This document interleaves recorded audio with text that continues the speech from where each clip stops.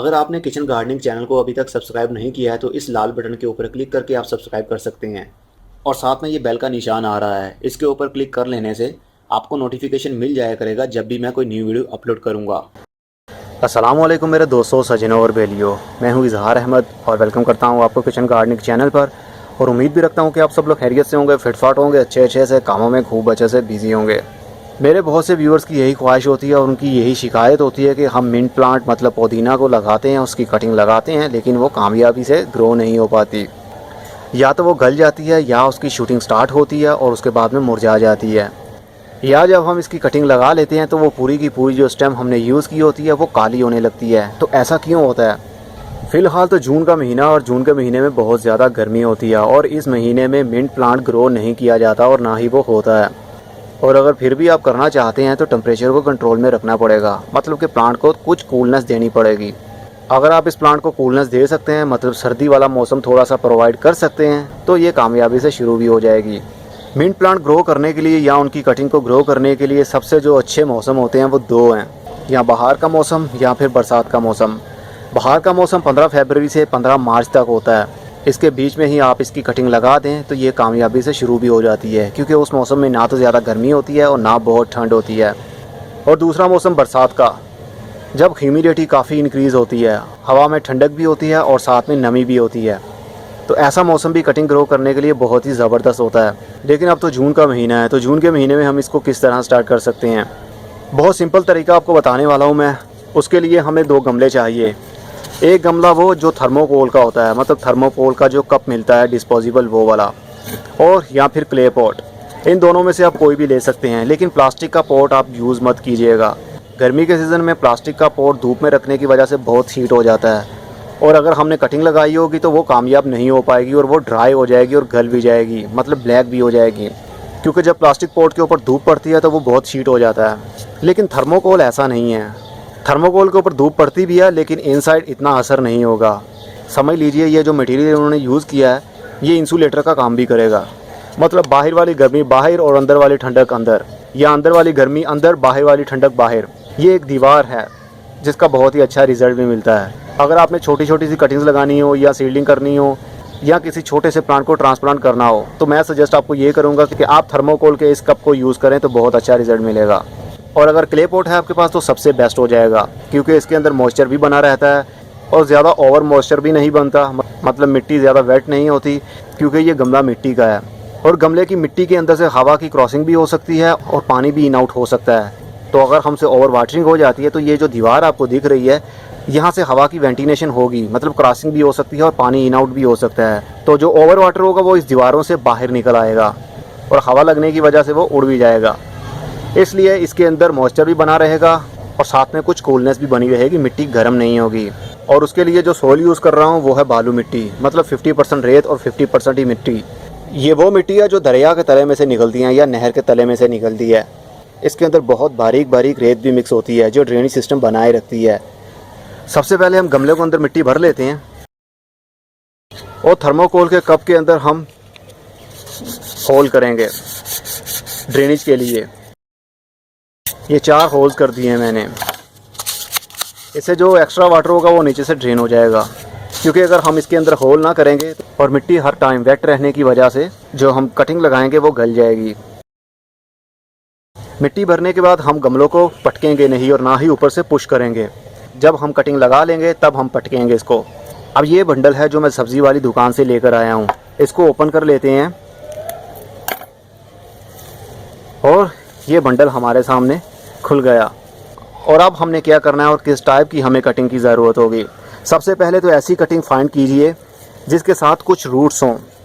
अगर तो किसी भी ब्रांच के साथ रूट होती है तो वो बहुत जल्दी ही ग्रोथ अपनी स्टार्ट कर सकती है, इवन के गर्मी के सीज़न में भी। और जिसके साथ एक भी रूट ना हो उसको थोड़ा सा टाइम लगता है अपने रूट्स को डेवलप करने में, कुछ कूलनेस की ज़रूरत होती है। इनमें किसी भी ब्रांच के साथ रूट्स नहीं हैं, इसलिए हम नॉर्मल ही ब्रांच यूज़ करेंगे। ब्रांच चाहे थिक हो या थिन हो इसकी कोई टेंशन नहीं होती। सिर्फ आपने करना ये है कि इसके पत्ते रिमूव कर दीजिए। पहले मैं हाफ पत्ते इसके रिमूव करता हूँ ताकि आपको विजिबल हो जाए कि नेक्स्ट स्टेप हमने क्या करना है। और अब जो देखने वाली बात है, जो मैं करने वाला हूँ, आपने भी बिल्कुल वैसा ही करना है। इनके पत्तों को हम काट देंगे,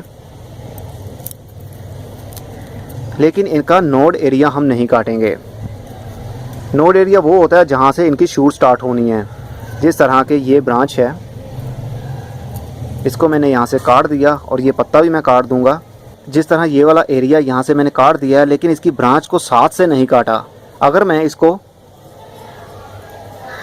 इस लेवल से काट देता तो आप ज़रा सोचिए, इस एरिया से शूटिंग स्टार्ट हो सकती है, लेकिन इस वाले एरिया से कुछ भी स्टार्ट नहीं होगा, क्योंकि हमने उसका नोड एरिया ही काट डाला है।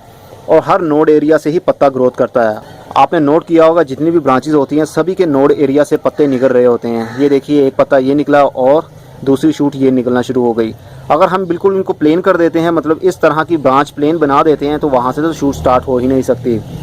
इसलिए नोड एरिया का छोड़ना बहुत ज़रूरी है। तो इसी तरह सबके पत्ते काटते जाइए और उनके नोड एरिया को छोड़ते जाइए, ताकि जहाँ से उसकी शूटिंग स्टार्ट होनी है फ्यूचर में। और जो ऊपर वाली ब्रांच हो, अगर आप चाहें तो उसको काट सकते हैं, नो इशू। ये हमारे पास एक कटिंग बन चुकी है जहाँ से फ्यूचर में पत्ते भी निकलेंगे। तो इसको ग्रो करने का बहुत ही आसान तरीका है। पहले मैं इसको पानी के अंदर डिप कर लेता हूँ और दूसरी ब्रांचेस को भी इसी तरह काट लेता हूँ। इनकी ब्रांचेस के पत्ते काटने के बाद हमने पानी के अंदर इसलिए डिप किया ताकि इसके अंदर मॉइस्चर बना रहे, क्योंकि गर्मी का सीज़न है और गर्मी के सीज़न में बहुत हीट होती है और हीट की वजह से इसके अंदर जो स्टेम में मॉइस्चर होता है वो उड़ जाता है। इसलिए हमने इसको पानी के अंदर डिप कर लिया ताकि ये जितना पानी अपने अंदर खींचना चाहे वो खींच ले। मैंने 3 कटिंग्स ली हैं और उसके पत्ते रिमूव कर दिए हैं, लेकिन नोड एरिया को छोड़ दिया है। अगर आप डर रहे हो तो आप हाफ पत्ते काट सकते हैं, मतलब पूरा पत्ता ना काटें, सिर्फ हाफ पत्ते आप काट सकते हैं और नोड एरिया को भी छोड़ दीजिए और 5 से 10 मिनट के लिए उनको पानी के अंदर डिप कर दीजिए। मैंने मोटे वाली ब्रांचेस ली हैं, बिल्कुल थिन ब्रांचेस नहीं ली, मतलब पतली ब्रांचेस नहीं ली। उसकी ये रीज़न है कि गर्मी का सीज़न है और गर्मी के सीज़न में अगर हम बहुत ज़्यादा थिन लेंगे ब्रांच तो वो अपनी ग्रोथ नहीं बढ़ा पाएगी, क्योंकि मॉइस्चर उड़ जाता है गर्मी के दिनों में। इसलिए मोटे वाली ब्रांच लीजिए ताकि उसके अंदर थोड़ी सी व्हील पावर भी हो। अब हम इसको लगाएंगे अपने सॉइल के अंदर। बहुत ही आसान तरीका है। अपनी स्टेम को लीजिए और उसको करीब 2 से 3 इंच मिट्टी के अंदर दबा दीजिए और उसके बाद हम इस पॉट को पटकेंगे ताकि इसके नीचे जो एयर पॉकेट्स हैं वो ख़त्म हो जाएं। हम इसको हाथ से इसलिए पुश नहीं करेंगे ताकि मिट्टी बाउंड ना हो जाए, क्योंकि रूट्स की डेवलपमेंट के लिए बहुत ही ज़रूरी होता है कि मिट्टी सॉफ्ट हो, जब भी वो अपनी रूट बढ़ा सकती हैं। इसलिए अगर हम इसको बहुत ही टाइट दबा देंगे तो मिट्टी बाउंड हो जाएगी और रूट्स डेवलप नहीं हो पाएंगी और आपकी जो कटिंग है वो गल जाएगी। उसके बाद हम इसको पानी देंगे। मेरी एक बात याद रखिएगा, अगर हम ज़्यादा पानी देते हैं तो भी प्रॉब्लम होगी और अगर हम बहुत कम पानी देते हैं तो भी प्रॉब्लम हो सकती है, क्योंकि कटिंग के साथ कोई भी रूट नहीं है। अगर हम ज़्यादा पानी दे देंगे और हर वक्त इस मिट्टी को मॉइस्ट रखेंगे तो ये स्टेम गल जाएगी और ये आहिस्ता आहिस्ता ब्लैक होना शुरू हो जाएगी, क्योंकि इसके साथ कोई भी रूट नहीं है जो पानी को अपने अंदर स्टोर कर सके। जितना भी पानी हम डाल रहे हैं वो जा रहा है स्टेम के अंदर और स्टेम के साथ कोई भी ग्रोथ करने वाला पत्ता नहीं है और ना कोई रूट है, इस वजह से वो गल जाएगी। थोड़ा सा हम और पानी देंगे ताकि फर्स्ट बार में इसको हम मॉइस्ट कर लें और दोबारा जल्दी हम पानी नहीं देंगे। इसी तरह हम दूसरे पॉट को भी कर लेते हैं। चलिए मैं साथ में और कटिंग्स भी लगा देता हूँ और उनके साथ जो पत्ते हैं वो रहने देता हूँ। देखते हैं क्या रिज़ल्ट मिलेगा। और एक थिन ब्रांच भी लगा देता हूँ, मतलब पतले वाली कटिंग भी लगा देता हूँ। इसके पत्ते मैं रिमूव कर दूँगा और ऊपर से इसके पत्ते मैं नहीं काटूँगा, जैसा कि ये है। इन दोनों कटिंग्स का मैंने ऊपर से पत्ते काट दिए थे, लेकिन इसके नहीं काटे और ना ही इसके काट रहा हूँ मैं। उसके बाद हम गमले को उठाएंगे और पटकेंगे।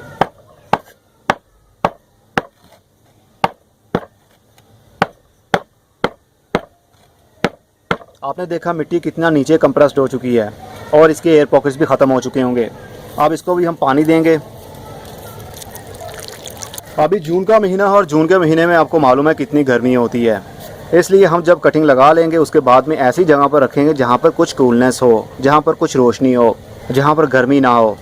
अगर हम इसको आउटडोर ही रख देंगे या इसको कवर कर देंगे किसी पॉलीथीन से तो ये अपनी ग्रोथ नहीं बढ़ा पाएगा। पॉलीथीन से हम कवर इसलिए करते हैं ताकि कुछ हीटनेस मिले और कुछ ह्यूमिडिटी मिले उस कटिंग को जो हमने लगाई है, लेकिन गर्मी के सीज़न में हीट देने की ज़रूरत नहीं है। अगर आप ऊपर से पॉलीथीन से कवर कर देंगे तो अंदर हीट की वजह से नाइट्रोजन का सोर्स बढ़ जाएगा, जिसकी वजह से आपकी कटिंग कामयाब नहीं हो पाएगी। और आपने मिट्टी के अंदर कुछ भी चीज़ मिक्स नहीं करनी, ना काउडंग यूज़ करना है, ना कोई खाद यूज़ करनी है, क्योंकि कटिंग को ग्रो करने के लिए किसी किस्म की खाद की ज़रूरत नहीं होती। ये वीडियो बनाने का मकसद सिर्फ़ और सिर्फ यही है कि आपको पहले से ही तैयार कर लिया जाए कि इसकी कटिंग का सीज़न आ रहा है। मतलब जुलाई के एंड में बरसात का मौसम भी शुरू हो जाएगा, तो आप कटिंग लगाने के लिए पहले से ही तैयार हो जाएं इस वीडियो को देखने के बाद। इसका क्या रिज़ल्ट मिलता है ये मैं आपको जुलाई के ओवरव्यू में दिखाऊँगा। उम्मीद करता हूँ मुझे अच्छा रिज़ल्ट मिलेगा। मिट्टी के पॉट में मिट्टी जल्दी ड्राई भी हो जाती है क्योंकि हवा की क्रॉसिंग और पानी इन आउट होता रहता है इस मिट्टी के थ्रू।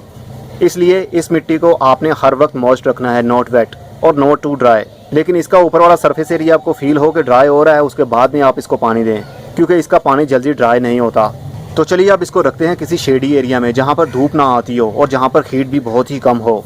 अगर आप मज़ीद इन्फॉर्मेशन लेना चाहते हैं कि कटिंग को हम किस किस मीडिया में ग्रो कर सकते हैं, मतलब रेत में, मिट्टी में, कंपोस्ट में, कोकोपीट में, तो ये जानने के लिए जब ये वीडियो एंड होगी तो उसके एंड में मैं लिंक शेयर कर दूंगा। आप उसके ऊपर क्लिक करके भी वो वीडियो वॉच कर सकते हैं और आपका कॉन्सेप्ट क्लियर हो जाएगा। इन दोनों गमलों को मैंने रख दिया है इस बड़े वाले पोट के पीछे। यहाँ पर काफ़ी अंधेरा भी रहता है और काफ़ी ठंडक भी है, मतलब कि हवा की वेंटिलेशन हो रही है। पौधों के बीच में रखने से ये फ़ायदा मिलता है कि पौधों के ऊपर जब धूप पड़ती है या हवा लगती है तो हवा काफ़ी ठंडी हो जाती है, तो उनके बीच में काफ़ी कूलनेस रहती है। इसलिए ऐसी जगह चूज़ कीजिए जहाँ पर ठंडक हो, वहाँ पर इनकी ग्रोथ कुछ ही दिनों में शुरू हो जाएगी। तो उम्मीद करता हूँ आपको खूब अच्छे से समझ भी लग गई होगी कि हमने कटिंग को कैसे ग्रो करना है आने वाले दिनों में, मतलब बरसात के मौसम में हमने कटिंग को कैसे ग्रो करना है। अब मैं चलता हूँ और आप लोग तैयार हो जाइए वीडियो देखने के बाद। अब अगली वीडियो में फिर किसी नई इन्फॉर्मेशन के साथ मिलेंगे। तब तक के लिए goodbye, see you and tata, और अपना बहुत सा ख्याल रखिएगा। क्या आप भी इजहार की तरह वीडियोस बनाना चाहते हैं? अगर हाँ तो अभी उर्दू ट्यूब चैनल विजिट करें और सब्सक्राइब कर लें। वहां पर आपको यूट्यूब चैनल क्रिएट करने की और उसको ग्रो करने की फ्री ट्रेनिंग मिलेगी। चैनल का लिंक आप स्क्रीन पर एंड डिस्क्रिप्शन में देख सकते हैं।